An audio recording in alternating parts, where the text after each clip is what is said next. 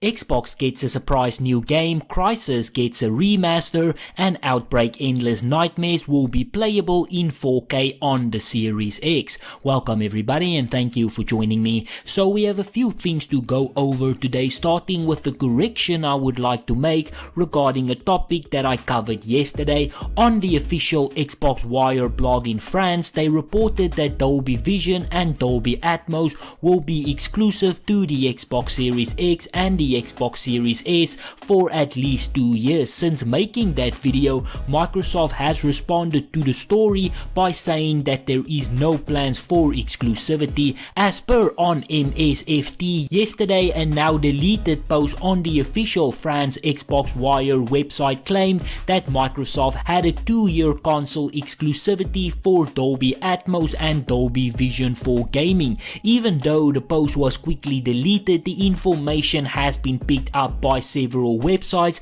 but Microsoft has since confirmed to us that that was inaccurate. The blog post was mistakenly published by a local Xbox team that included inaccurate information regarding exclusivity of Dolby Atmos and Dolby Vision on the Xbox Series X and Xbox Series S. There is no exclusivity agreement of either tech on Xbox. We are proud to partner with Dolby to offer Dolby Atmos and Dolby Vision to gamers on Xbox, and will have more to share about the general availability of Dolby Vision on the Xbox Series X and Xbox Series S soon, a Microsoft spokesperson told us. So as of right now, there is no exclusivity plan for either Dolby feature. Then moving on to some gaming news, Xbox decided to surprise everyone with a free game. They decided to make this public on Twitter and stated that this is to celebrate Pride Month. The official statement on comic book reads, "Our intention in making Tell Me Why free for June 21 is both to allow even more people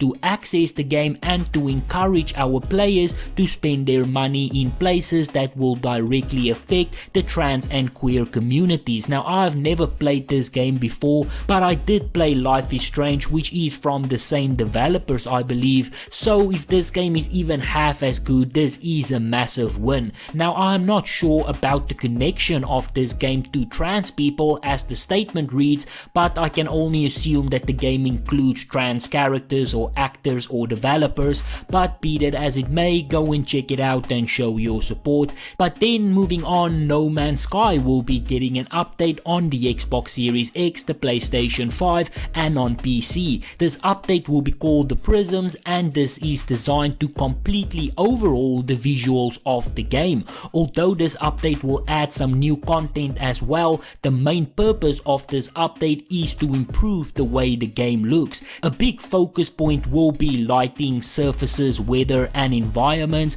and this update will include making those things more realistic. Gear reports the first thing No Man's Sky developer Hello Games cover in the Prisms node patch is the addition of screen space reflections on PC, PS5, Xbox Series X, Xbox Series S and Xbox One. The SSR will add reflective surfaces and boost the lighting quality in various places, particularly those with metallic surfaces like Space Anomaly, Space Station and Freighter Handlers. This update will not be available for PlayStation 4. There is plenty more though that they will be adding to this game, so go and check it out. I do believe that No Man's Sky is available on Xbox Game Pass. Then the recently released Outbreak Endless Nightmares will be running at native 4K on both the Xbox Series X and PlayStation 5, as well as an additional performance mode on the Xbox Series X. This performance mode will target 1080p and 60 frames on the PlayStation 5 and the Series X. The game run at native 4K when quality mode is selected in environments where it won't greatly impact the frame rates. Otherwise, quality mode and performance mode will fall back to 1080p to ensure that frame rates remain steady on those platforms. The first round of patches that are currently in the process of releasing on both of these platforms further improve performance while ensuring native resolutions can stay at 4K when possible. The Series S targets 1080p 60 frames and does a pretty good job of hitting it much of the time in many scenes. Lastly, continuing with the season of remasters, yet another remaster have been announced, and this time it is Crysis. The entire trilogy will be getting a completely new revamp. As per Takedown, the Crysis remastered trilogy features a single player remasters